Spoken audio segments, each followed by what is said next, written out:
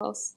It's a lot of All right, variants. guys, we got some devs in here, so for sure, if you have any concept art or just general art, honestly, questions, yeah, this is great. I would be interested in what a concept art question is. Okay, we do have a request, Mr. Ranchero. Ranchero! What an intro. I'm going to do that for every speaker. Just give them their own intro.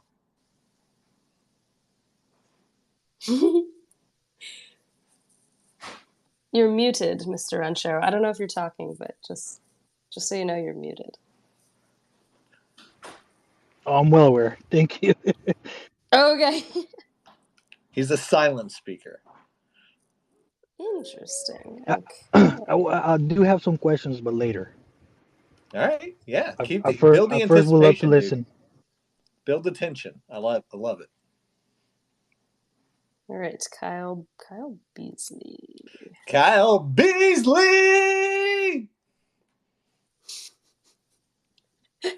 That's awesome. Let's see how long if only Twitter Spaces didn't have a lag, you know? Hey guys, thanks for hosting another event. This is great of you guys. Has there been any interesting developments on maybe the culture that you guys are bringing up in the Midnight Society? Is there anything that you've kind of seen that you're kind of like leaning into, memes wise or just culture wise at all?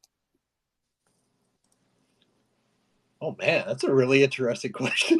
Yeah, that's a really cool question. I like that. Yeah. I was gonna say, I feel like we all have answers for that. Yeah, let's just go down the line. Quinn, I feel like Quinn has something. He unmuted. Yeah. He's chomping at the bit. Anything that we've seen in the culture and everything. Here, how about Rob? You go first. Someone just rang my doorbell for some reason. What? I heard that. I was like, was that a sound effect? No. That's the answer. The answer's knocking. I mean, there's culture. Like, you threw me off with the culture bit, right? Because when I think of culture, I think of like the studio culture of like how we work together and how we communicate and all of that. And that's something that's just like, you know, we're a fairly young company. We're, you know, when are we? 10, 11 months? We're almost 12 months. We're almost to our year anniversary. And that culture shifts every single time somebody new joins the team. But what and I'm speaking purely from like a development culture standpoint, what I have loved that we've really leaned into is just how quickly the onboarding process of people starting and then immediately working in the engine, in the game, checking stuff in is. Like, you know, we had our first full-time, and we hired Brighton like several weeks ago, and he was our technical animator, right? Brighton came in like a wrecking ball and like sort of had this vision for true first person and was implementing it almost immediately. You're already going to see it in Snapshot 3, like just so fast, right? And so I would say like that, like violence, speed, momentum is like being taken very literal in our approach to game development. And like we have really leaned into it because like I think a lot of the people who are applying to work at Midnight Society and end up getting hired, like they believe that in their core and they jump in from day one, super excited about this like 6-week development cycle. And like they're just anxious to do stuff because I think they feel the same way that a lot of us have felt in our careers, where you spend like so long in a bubble, like designing something, working on something, developing sometimes it never sees the light of day. Sometimes people never get to experience it because, you know, you make a lot of stuff that doesn't make it into the final game. But the only difference between us and that is you get to see it before it gets cut. Right? You get to have a say in whether it gets cut. And so like we've really leaned into that. And what has helped sort of feed that culture and not make it feel like crazy is the fact that like the community responds to it so well. Like the fact that you guys show up every single snapshot, play it, give us feedback, or we see you play testing it, we see you streaming it, we're watching your streams, hearing what you're saying in the moment. Like that is very motivating and inspiring to us to like want to get fixes in and get new features in faster so that we can get that sort of like instant satisfaction, but also instant feedback into stuff. So from a development culture standpoint, I feel like that is what we've really sort of like, we sort of set it from day one, but it's different saying something and actually doing it, right? But we've been doing it as well. And like, I feel like we are even more believers of that approach now than we were when we first launched and it was a theory. But Quinn might have a very different answer if he's back. Or maybe he got murdered. No, Becca, don't remember say when that. you got murdered in the first Twitter space? Oh gosh, guys, it's October. It's almost Halloween. Who knows? I guess anything's possible. Knock on wood. And no, I'm alive and well. Hopefully Quinn is too. Ironically, he opened up yeah. his intro to Twitter Spaces saying I'm alive. Oh my gosh. Is it an omen? No. Quinn, blink twice. No, he's not unmuting. He's dead. Okay. That's he's okay. So I want to it. answer, I was going to say, I want to answer this question more from the community standpoint. And like you mentioned memes and stuff. So yeah, so there's a lot of stuff that I see happening already organically in the community that I personally love, and things that we also, want to support more. So I think for me, like one of the biggest things that I've seen is it's really, really nice to see that there's a lot of community members, not just, our centuries, but like a lot of community members that are jumping in and helping each other and answering questions. So for example, like this has happened for sure where there's a question on a tweet, and as I'm going to like respond to it, like someone else has already beat me to it, which I'm like, wow, like you guys are on it. And I think that's just the like a hallmark of any good community, where people feel like comfortable talking to each other and like want to help each other out and answer questions for each other. And then also just the fact that we've been sharing so much with you guys, you're actually armed with the ability and like the knowledge to do that. So you're not just relying on like one community manager per se or something like that. So that model is something that we've kind of had in flux, right? Like Rob is in there, always on Twitter answering stuff. I'll answer stuff once in a while, right? Like we're all kind of like sharing that baton or torch or whatever, and I think it's really nice to see that there's also people in the community doing it. So yeah, so I think that's been a really awesome thing to see that just happens organically that we want to support as well.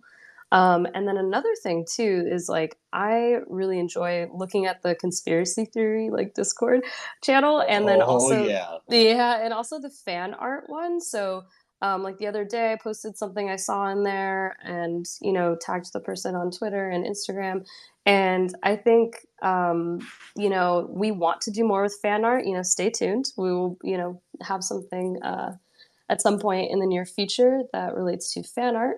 But yeah, I think those things are things that kind of got started like early on, right? Like, the people that participated in the ARG, and, I think the way that we really like to, tease things out or put little Easter eggs and hidden clues with the codex and stuff like that in our social assets and stuff like that. So I like seeing that when we post something, I'm pretty frequently like if I know there's some Easter egg in something, I'll go look at like conspiracy theory channel on Discord and I'm like, are they getting it? Are they close? So that's been fun for the whole dev team too. Like even some of our engineers are in there like, oh, I see they've like almost figured out like this thing, like people are on, not just myself, but we're all just like really enjoying that this is a part of our, relationship with you guys, is that you guys are really into it. And yeah, it's enjoyable and it's fun. Like who doesn't love Easter eggs? I don't know.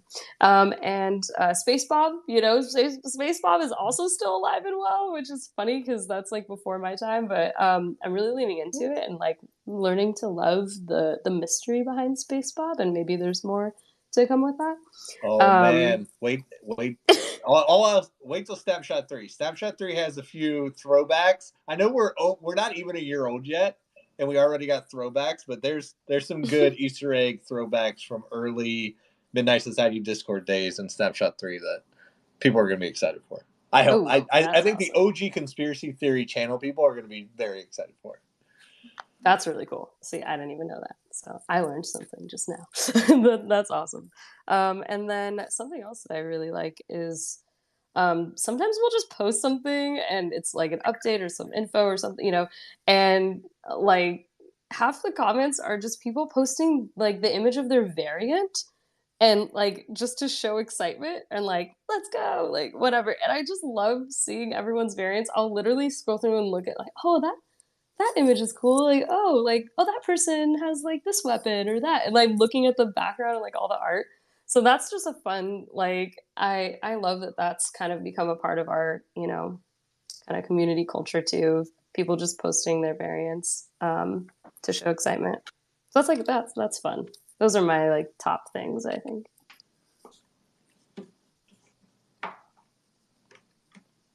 Quinn's murder wants to say something. I'm here. I'm back in full effect. So ready for the conversation for real. I am ready for the Twitter spaces. I'm like, I don't know. Is this Quinn? I'm here. Oh, man. We were just finishing up the culture question. If you have anything to add, but Rob did cover a lot of it as well. No, nothing to add except I love culture. All sorts of cultures. Cultures in my house, cultures the world. It's Quinn. Yeah. I'm a very cultured person. Wonderful. Oh, that got a laughing emoji from Kyle Beasley. Oh, man. 902 is not happy, though. 902 is not happy. Not two thumbs down. Not loving it. Oh, 3? Oh, no, he's crying now. Why is he sad? Wow. Oh, no. It's getting worse. Or they. I'm sorry. I don't know your gender. Maybe we bring them up and see what they're so sad about. They have requested. Is that wild? No, he's not. Look how happy he is. Yeah. What's up?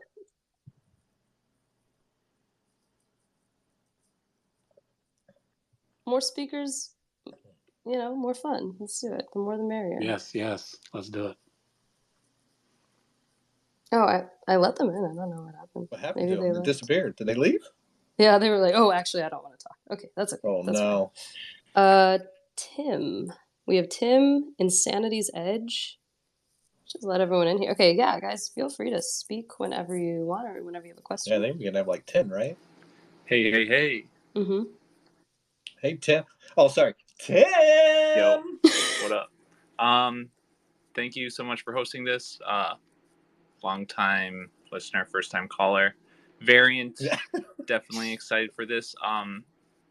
My first question is actually about the weapons. I've been playing both instances, and I'd like the weapons, but I have a qualm with them. I don't feel cool yet. I don't feel cool holding them. They don't look they look like kind of toyish, like compared to the actual variant guns that you see. I don't know if they're kind of concept art or even on the website, you know, where Doc is looking at the wall of weapons. I feel like the weapons there look like really cool, really badass, really finished. So 2-part question. Are the weapon designs solid right now, or is there a lot more possibility to change the way they look, or besides just skins, like actual the way they are designed? Yeah. So I'll start it off, and I know Quinn has a lot to say on this. If you download the current version of the variant guide from Snapshot 2, there's a page in there from Darren that talks about the stages that art goes through, right? From block out to proxy to polish and refinement. The weapons that you see now in the game are in that earliest stages of it. So those are not the final designs. Those are not anything. They get us placeholder in there so that we can, the designers, Quinn and his team and Praz and some of the gameplay engineers, Ryan, jumping in on there, can start tuning things like fire rates and damage and drop off, bullet drop off, and like all that stuff that's going to make them feel good. And while we're testing that as variants, right, is why we're testing all the gameplay stuff, the art team is currently working on the actual design and the art and the stuff that makes them look beautiful and look awesome and have that visual personality that I think what you're talking about. So that comes later. Yeah. So, but from my understanding, like the block, like it's still, from my understanding from the outline, is that the next update would make it maybe more detail on the weapon, but is the weapon silhouette, so to say, still going to be like the same silhouette? Does that make sense? Yeah. No, that makes sense. It's a great question, Tim. Thanks for asking. Yeah, I mean, what Rob said exactly. And so I don't necessarily want to repeat that, but I think to your what you're really getting at is that there are a lot of things that we're still ironing out. And that's not to say that we don't have anything figured out. We have lots of things figured out, but it's just a process when you're making games. And so the silhouettes of the weapons, there's definitely leeway. There's things that we're going to work on, things we're going to see what resonates with people. But visually, we're still in the process of getting those things to look like those concepts that you see Doc share, things like that. Those are the concepts that we like. That's the direction we're going. It's just what you see on screen right now is mainly testing out how the weapons feel. And I know that's hard to separate for some people. Like I'm that way a lot of times, where it's hard to separate the feel of a gun if it doesn't necessarily look good. If I don't feel great, like what you were saying, Tim, like I don't feel heroic using these weapons. And that's just because the art side of it, we are still working on. We're trying to make sure that they come up to the bar that we are trying to do. And so that's where Proxy is. Proxy is just that early where we're standing them up. There is some silhouette exploration, but a lot of it is exploring the game design, the game feel, the balancing of those weapons.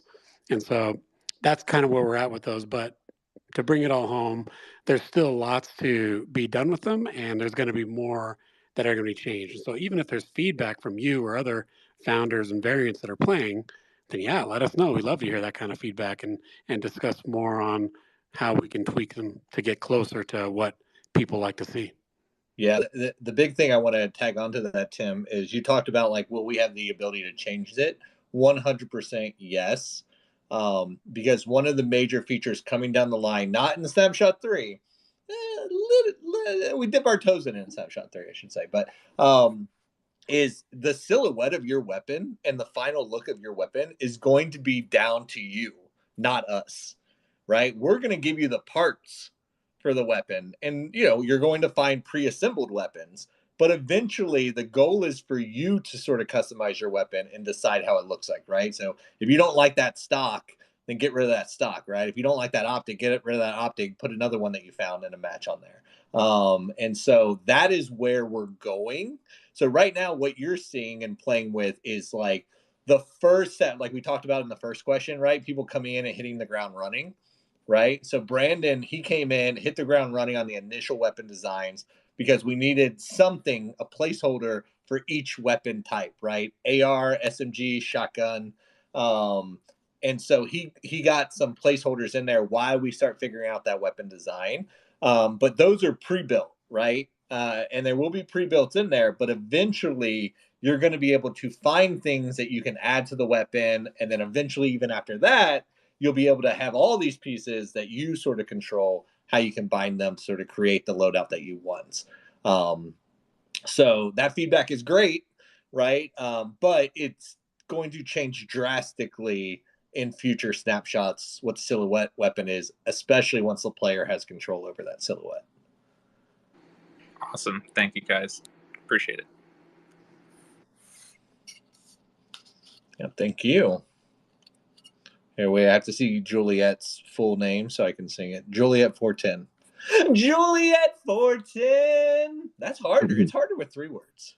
Yeah, no, I did it on purpose. What's up, guys? Yo. How's it going? Pretty good. Question, actually. Well, kind of a 2-part thing. hearing about the weapons and such. Uh, I'm curious about what are you going what are you aiming for with the sound? Are you going for like real life the rifles and then just adjusting them, or are you just gonna make your own kind of sound effects, per each one? The next thing also is with like the visuals, like with the Unreal Engine 5 and such. Are there plans like putting maybe like fogs or something like fog going around or anything like that at some points, kind of uh like you shoot something and then it kind of like it filters out and it causes like an effect like glass or something like that, or even if you like hit shoot off like a neon lights or something, you get kind of like that little puff of the smoke or anything like that. Okay. So on sounds, yeah, 100%. We are doing everything we can to make sure we have high quality sound in the game as far as the people that we're bringing onto the team. We're not going to be doing a lot of just trying to copy paste or use like generic kind of sounds for our weapons. We want our weapons and things, abilities and stuff that players can do in the game to to feel punchy, to feel good, to feel great, have that visceral feeling that resonates with people. If it's like, Yeah, we want that's what I'm talking that about. hard hitting feel of a firearm, right? If a weapon is like a smaller firearm, we want sound to go accordingly to that. So that is definitely in the cards. And All right, then, cool. So like a LMG, it's gonna be like thumping and all that, right? oh man, you're gonna feel like you're slinging steel down range, Yeah, my that's what man. I'm talking about, kid. All Yeah, right, cool. yeah. Yeah, and I know someone might correct me. Yeah, well, you're not really shooting steel; you're shooting lead. But whatever, you know what I'm saying, right? No, I get you. No, I'm Yeah, right there. I mean, as long as I feel it, that's what's important. At least with me too. It's yeah. not just like little plinking sounds. Nah, man. It's got to feel it like Oh within you yeah, with the bass and everything else too. yeah, man. Yeah. So that's, and not every weapon will be like that, but we want to make sure that there's different strokes for different folks, and on a scale from 1 to fun on our weapons, we want them to be like thunder hitting you in all parts of your body. You know what I'm saying? Straight up, I love that. All right, cool. And then to I think your other question, at least the way I was translating it, and you could help me out here, but the way I was thinking that is like, how much visual effects are we going to be putting into the game? Like, how much is the world going to feel alive or reactive when Yeah, you shoot? exactly. Yeah, yeah, yeah. So we are all about that. It's just, again, we're a small team. We're building the team up, adding more, but the goals of what we're going for, that is in line. We want our universe to feel immersive.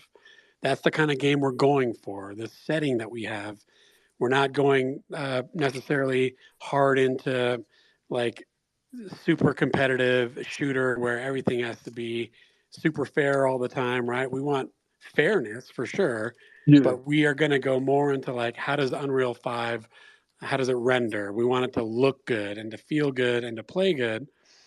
And so yeah, that's when it comes to the atmosphere, we want it to be right on tone with what we're going for, which is this world that has like smog and, like you mentioned, yeah. fog and all that kind of stuff, right? It's that kind of universe that is, it's not going to be this dark, super gritty thing all the time, but we definitely want to have notes of that throughout the experience, so that when you come and you play Dead Drop, you're getting something that you're not getting from other games on the market. Yeah. Gotcha. Now, I was gonna say with what you were saying with the competitive portion.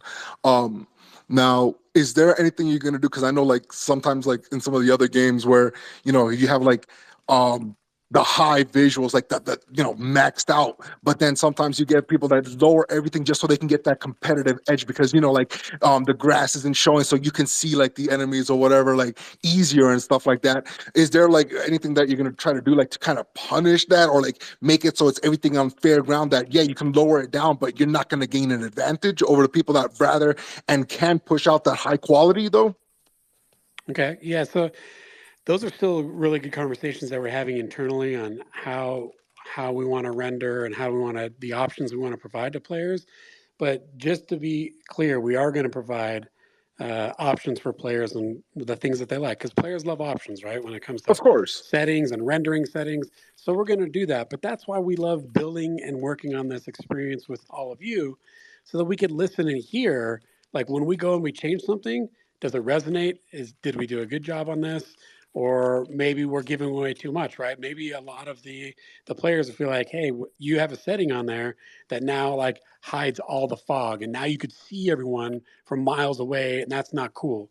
So Exactly. we want to have those conversations and make it more of a collaborative feeling instead of a prescriptive where, because you use the word punish, like I try not to use the word punish a lot on players, like where Hmm. we impose our will on players. It's more of a we're doing this together kind of thing, and then try out different ideas, and that's even to settings. Yeah. All right. Yeah. Yeah. Gotcha. Not fair enough.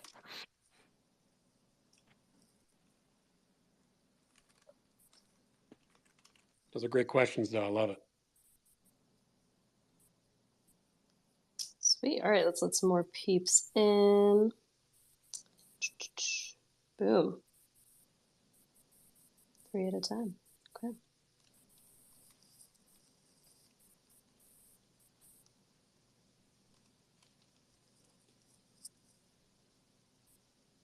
All right, speaking first. I'll go ahead and start. All right. So it seems like this conversation always gets brought up whenever there's a Call of Duty that gets released. And oh God, here it comes. We already know how Doc feels about it, but what's your all's thoughts on skill-based matchmaking? It's a great question. Thank you for asking it. You're welcome. That I feel like I don't know. I feel like me and Quinn are going to go in two different directions here. I have been pretty vocal online, similar to Doc, about my feelings with skill-based matchmaking, and I fucking hate it. I think it's terrible. I think I understand the intention of what they're trying to solve with it. It's a reason it's industry standard right now for most first-person shooters. Because it tries to achieve a very specific thing. I think there are smarter ways to solve that. But I had this debate on Twitter with like that Doc pulled me into when he was arguing with Hutch about it. And I'll say the same thing I said there, right? We are trying to solve different problems than Call of Duty is trying to solve. Because in Call of Duty, you're playing a standard match, right? There is going to be one winner. And they have a very specific experience they want for the players in that match.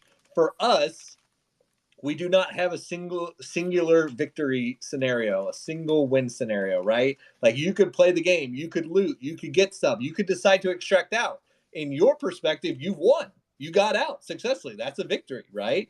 There are other people who are going to want to stay in the session. They're going to want to fight and try to win that dead drop, right? They might win or lose. There is also a whole AI component to our game where we have cleaners in the experience. So there are so many more layers of things that impact our core meta that is beyond the individual skill of a player, right? So to me, I think it's almost not even relevant to us. That I don't even think this is going to be a conversation we're going to be having, because sort of dropping people in, not considering their skill to most degrees, right? We're going to be considered mostly about ping and distance. There might be a little bit of stuff similar to how we did it back in the old days in the earlier Call of Duties, where you sort of look at true skill type stuff. So I don't think it really applies to us, but my general opinion on it is that I think it makes the experience worse in multiplayer games, because I want to have the ability to stomp the shit out of somebody personally. And sometimes I accept that sometimes I'm going to get the shit stomped out of me. And that's okay, right? That is what I prefer as a player. Quinn may have, I don't know if Quinn ever feels as strongly about things as I do, but I would love to hear it. Please come out and be so strong loving SBMM. You telling me to do that right now? Yeah. Say something that's going to end up on Kotaku. No, I think it's just I think Rob said a lot of good things. I love the hot takes. I love what Twitter Spaces brings, and where we can have these type of open conversations, because that's what we signed up for. But I think that is just an internal conversation we need to have more of as well, to discuss what is right, because what we're doing is we are doing a game that's different from a lot of games out there, and so it's not a good thing for me to sit here and say, oh yes, we're going to have this feature or we're not going to have this feature. when a lot of the things we are doing in our game are different than what is out there today and the issues and problems that they're trying to solve for. So that's just the way I look at it when it comes to something like skill-based matchmaking.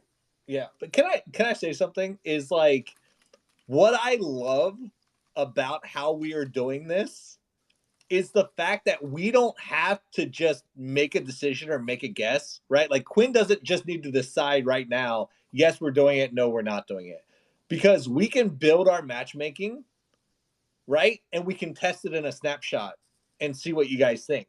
And maybe we'll introduce something that leans very heavily into skill-based matchmaking. And then we play it and we all get feedback on it. We're like, actually, with this game mode, it's not bad. But with this game mode, it's terrible. And then we're like, oh, well, maybe we have a different algorithm for matchmaking with that game mode. We get to try things and learn and then tweak it and then try things and learn. And then what it ends up being by the time we ship out to the public, right, is tried and true because we got to test it over snapshot. So that's actually why I think more people need to develop the way that we're developing it, because then they could do exactly this. They're like, hey, we believe strongly that skill-based matchmaking makes the game better.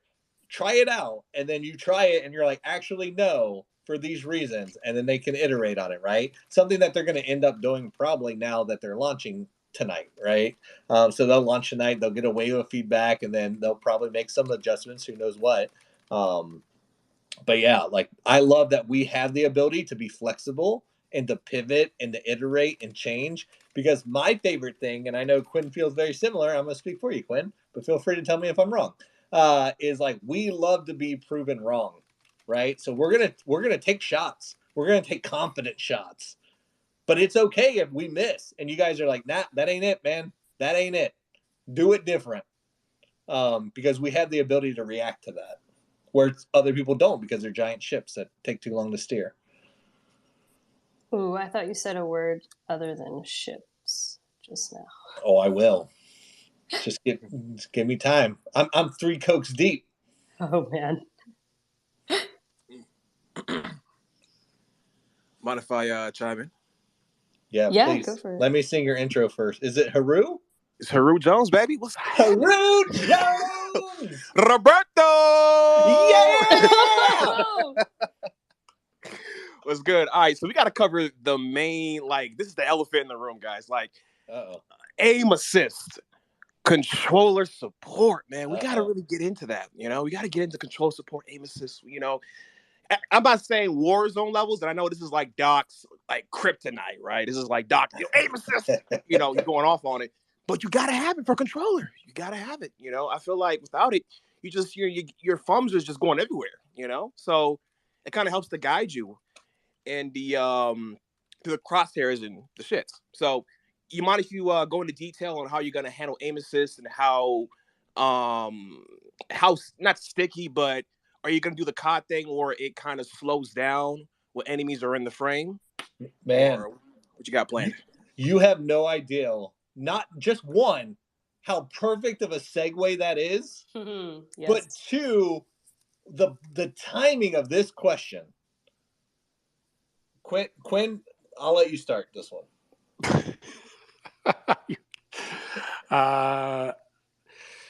Just give a little teaser. Let's talk about snap. Like, listen, this is exactly what I was just talking about. You know, we were talking about skill-based matchmaking and how we have a chance to put something in, try it out, and get feedback on. This is perfect topic. Sorry, go ahead, Quinn. Yeah, I mean the aim assist is something that we're doing more controller support for Snapshot 3. So there's a lot of previous snapshots we've been trying to get there. And other features have been coming online, and this is the first snapshot where we're much more in line with having full controller support for the title, so you can plug your controller in and you can go through the menus and you could play the game with the controller. Like everything is there, which is great. Now, again, it's still first pass, and there's lots of kinks and ironing out and polish that needs to happen. But if you are someone that prefers playing shooters on controller, you could do that with Snapshot 3. So that is something that's really exciting for us. Because we've heard a lot of people that really want that. So with that regard, like without getting into the nuts and bolts of how we are doing our aiming system, we just want to high level philosophically share aim assist and aiming in general. We want the player to feel powerful and to feel good, and that they feel like they can have a really good aim. And if they miss shots, it's because they're not doing too well. Their shot is not on that day, or they need to improve with a certain weapon. Maybe they're not good with that weapon. But the goal of aim assist in our aiming systems is that it's largely invisible to the player, so that they can blame themselves and they feel like they're not doing too well, or they are doing really well because of their skill, not because of something that the game is doing. So that is philosophically our goal. And our first stab at that is going to be in snapshot 3. That being said, we know it's not perfect, and we already know there's lots of things that we want to improve in order to make it feel like it's this invisible system and that it's not there, and making you feel like, hey, the game is doing anything, like it's snapping and aiming for me, all that kind of stuff that you mentioned. We want it to feel very much like it's not there, and your kills and your deaths are all on you and not so much the game. Yeah. So like I love this question, because literally the question that you're asking is like, oh, how sticky is it? Like, how much does it assist you? Those are literally the questions that we are asking ourselves in playtest right now, and the questions that you're going to be giving us answers to when SS3 drops, right? Like, that's the conversation that we're going to be having as you're playing SS3, is like, hey, is this sticky enough? Is it too sticky? Because to Quinn's point, philosophically, we believe that there is a natural disadvantage to playing on controller versus playing on mouse and keyboard, right? Which is why aim assist exists in the first place. The problem we've gotten to as an industry, and I know Quinn hates when I do these fucking hot takes, these definitive hot takes, is that the pendulum has swung too much. Instead of just trying to correct for the disadvantage, they've sort of given controllers an advantage, right? That is beyond the player's skill. We are not doing that, right? The goal is to correct the disadvantage, to give the handicap, right? To pull some golf references, instead of leaving controllers at a disadvantage. And that's it, right? And so we're going to play it in Snapshot 3, and you need to be filling out those feedback forms. You need to be participating in the Discord chats. You have to be letting us know, like, are we doing that, or have we gone too far, right? Because Jim, like, that's the question he's screaming in every single playtest, right? He's like, how does it feel? How does it feel? Does this feel good? Is this too sticky? Is it not sticky enough? Like, we're trying to answer that question right now, and we're only going to figure it out by playing it and all of us giving feedback on it. So perfect timing, Hero Jones. Yes, indeed. And oh, by the way, Robert, also, because I know one thing when it comes to COD, right? Like, the beauty of you guys taking this approach is that people can no longer, confuse or conflate, the hacking version, right? The aimbot version, and then you got the actual aim assist. And people get confused sometimes, right? A lot of times. I know Doc has called that out a lot. He knows, and Doc knows when he sees it, when he gets killed by, a player using that BS. So definitely cover how you're gonna combat, the hacking problem that's infested COD, that we know inevitably is going to be an NW too. Let's be real now. It's going to be there. So, like, how do you guys plan to combat that big problem later on when, the sweat lords get involved and try to take advantage of the current sweat environment, the body odor? You can smell it through the damn screen, God dog. Yeah. Yeah, that's a big question. And I don't think we're going to have an answer to it for a while, to be honest with you. Like, because it's going to play down into the specific type of way people try to exploit, the specific type of way people try to cheat, and then building custom solutions specifically for their methods is the real question, right? Is the boring answer. But it's something that, like, every first-person shooter has to always be diligent about. Absolutely. Absolutely.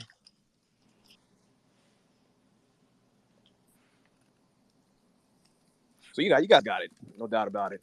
This is a very innovative approach you guys are taking with this. So, man, I'm excited to see what y'all do. Thanks, man. Thank you, man. No problem. Next. Oh, man, look at True Sweat down there. True Sweat. Wait, I was talking about original OGs, the conspiracy theory chat and Discord. True Sweat is one of them. It's one of the first 500 in the airdrop. Let's get him up here. True Sweat. Hello. True Sweat. What's up? So I got a question for you guys.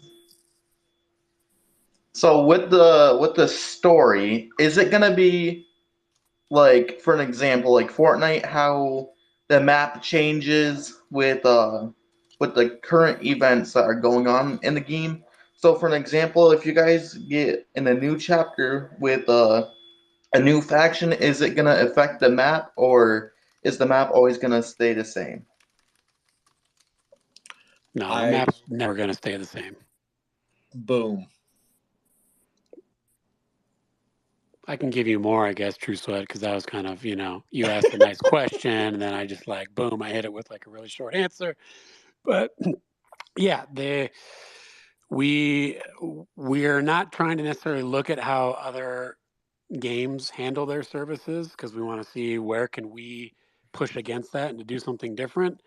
But in the lore of our game and the setting, and the way that our tower is going to be there, it gives us this incredible vehicle that I feel is an advantage over other games that allows us to change it up when we want and according to the timing of things. Not only the space, but things like, hey, how does it look, the lighting, all those kind of things. We haven't figured out at what pace we're going to be doing that.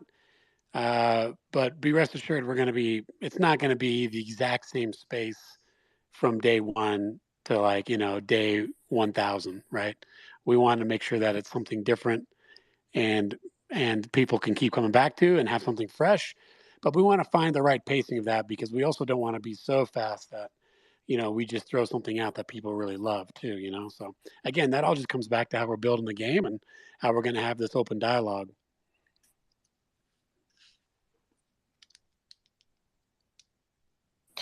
Hey, that was great.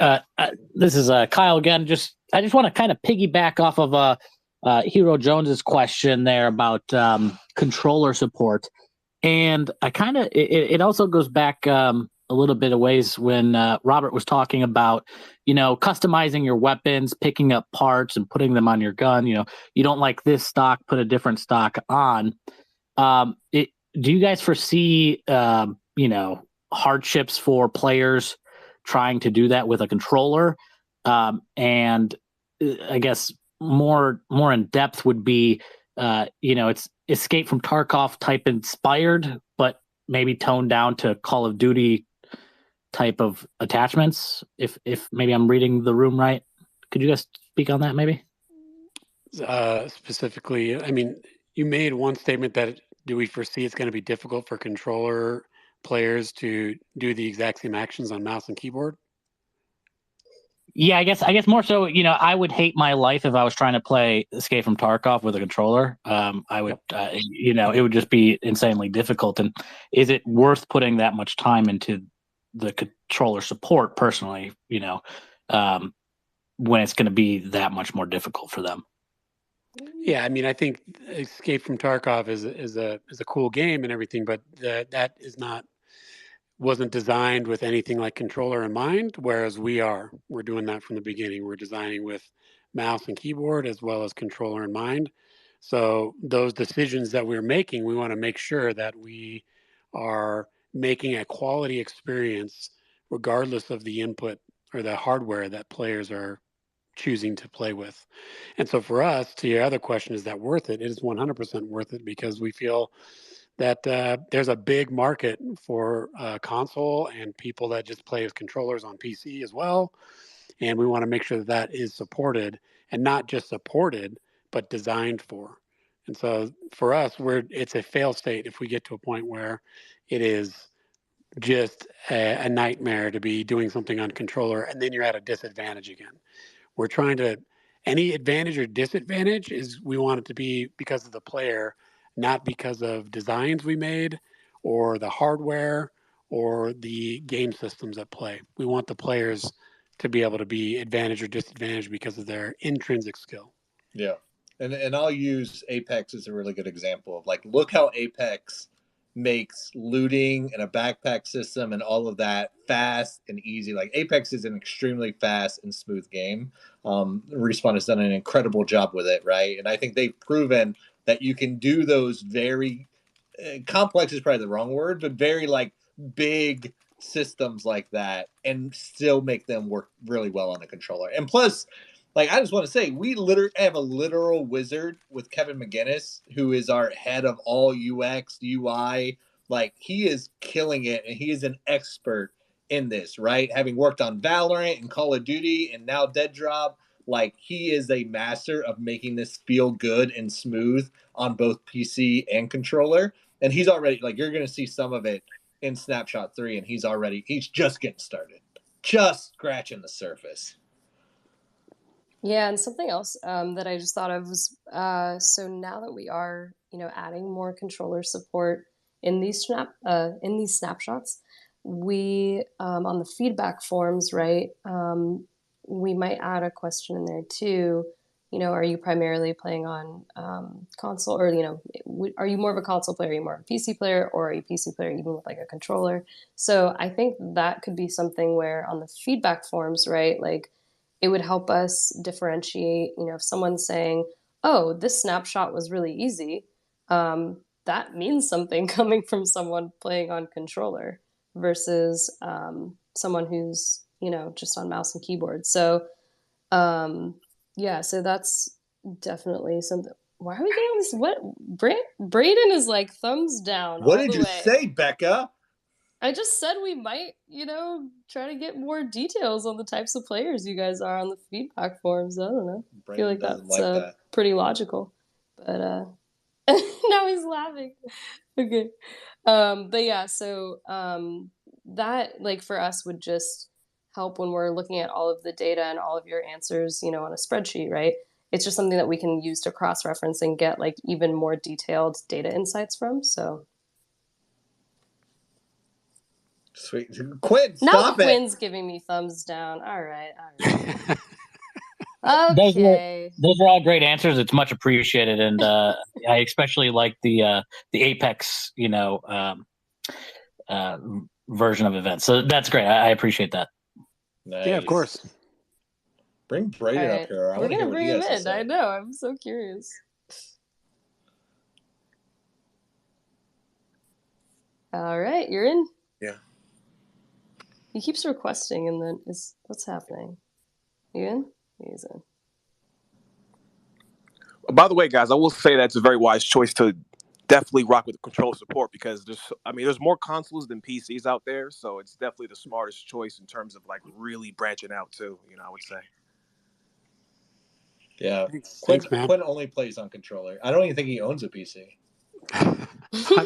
I've been creative directing the game from a controller. Are you guys just supporting the controller on SS3, but not consoles yet for players to play it? Correct. Yeah. So and this comes up every single Q&A and AMA that we do. Like, we're going to do everything we can to sort of have it console ready, but it won't be out on console until the console manufacturers approve it for release, which is a whole separate business certification conversation. But from a development side, we're doing everything we can to make sure that we can still get that feedback in. Braden! What? That was Braden. That was cool. Hey, is Dr. Disrespect here? Is he here? I don't know. Do you see him? Where is he? I don't think so. Not here today. That was an easy question. I do have a question. I know that the game, I feel like the game is actually going to a very competitive, I think it's going to be very competitive in the future. And I was going to ask if you guys going to add a ranking system to where I believe in the ranking system, if you guys do add a ranking system, there should be an SBBM in there, but not just on a public server where everybody's trying to loot. If you're going to go into a ranking system, then yeah, I believe the area will work.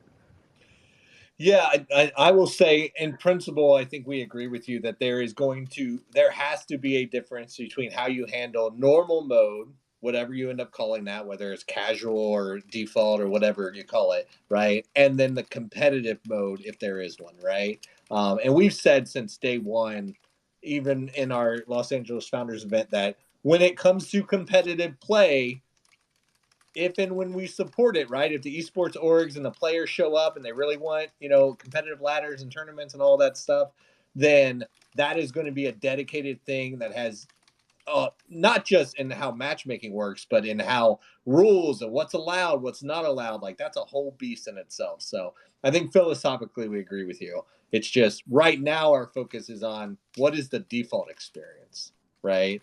And then we'll look at what are the ancillary ways to sort of modify, change, or augment that.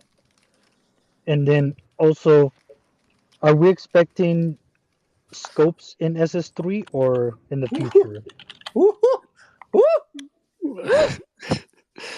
Are you expecting them?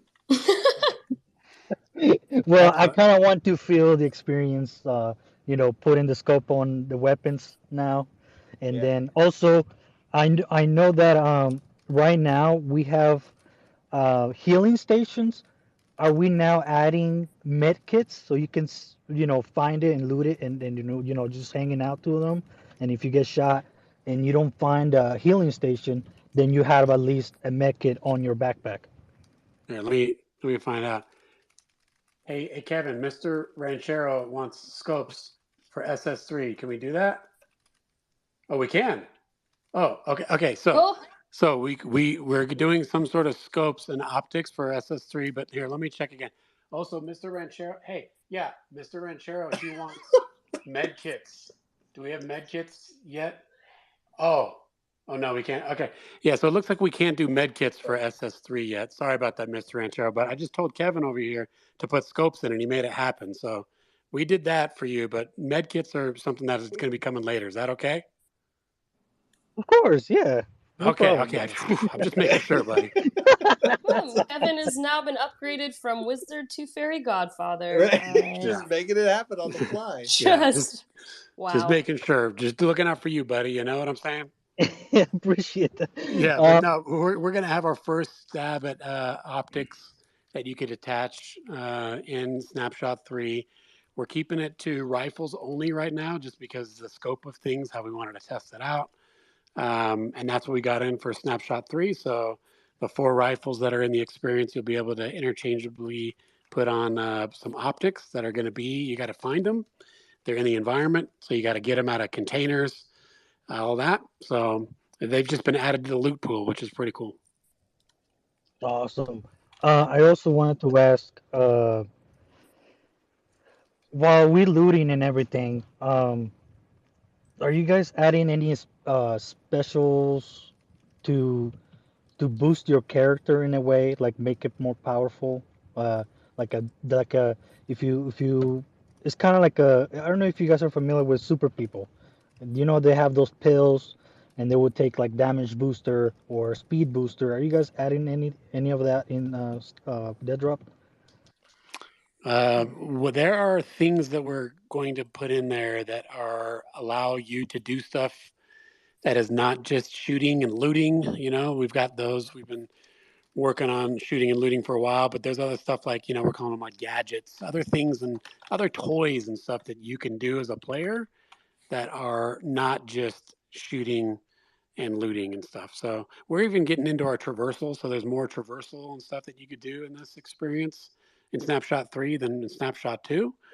But as far as like, hey, there's like, I don't know, some adrenaline you could take or anything, that's currently not in for Snapshot 3, but more stuff is going to be coming down the pipe for sure. Sweet. Then one last thing. To Hero's point about the controllers and the aim assist, right? We have tools that you attach to the controller, and they have a strike pack. They call it strike pack, and they call it Chronos Zen. Are those gonna be like, if you if you use those in the game, like, are you be considered like a cheater for that, or those are okay to use if that's what you really want? Some extra booster to your aim assist. Yeah, you mean like an external device you put on your controller? Yes, sir. I think that is something we're gonna have to see. I don't really have a good answer for that right now. I think as we go along and as we develop the game more, there's going to be more and more of that stuff. That's just going to be the problems that we're going to have to deal with. So we'll just see. Don't have a definitive answer for you on that now as far as those people are considered cheaters, but I mean that's kind of a thing we'll have to figure out. Like, hey, people that could have like turbo buttons on fighting games, that would be considered bad and cheating. But for our game, there's just certain things that and actions you could do that we're not so sure what is going to be considered cheating or advantageous, at least on the hardware side. Yeah. A lot of that comes down to the very specific feature designs. Like, do you cap the rate of fire of things? How do certain guns work? And then we'll decide, like, how much, like you just said, how much advantage do those hardware actually give you before we make definitive calls on whether they're banned or not. Sweet. Thank you guys so much. Of course. So unfortunately, that is all the time we have today. But thank you everyone so much. This was awesome. I think we got some really meaty questions answered in there. Yeah, they get better every week. Every week they get better. Yeah. No, it's awesome. Yeah, so hang tight and stay tuned for the next Twitter Spaces as well as the next snapshot. We will soon be announcing more info about that. And yeah, have a great day, everyone. And as always, feel free to drop any remaining questions you thank you. Feel free to drop any remaining questions either in the replies on Twitter. You can throw them in on this link for this Twitter Spaces. You can also use the hashtag Ask12am. And one last thing, there is something super fun happening in the Discord for Halloween. So if you guys want to head over to the Halloween contest channel that our lovely Moonlight has created and enter the Halloween contest, there's more info in Discord on that. But yeah, should be a fun little community thing. So have a safe and fun weekend, everyone, and we will talk to you soon. Thank you guys so much. Thanks. I'll drop one more question down below. It's going to be about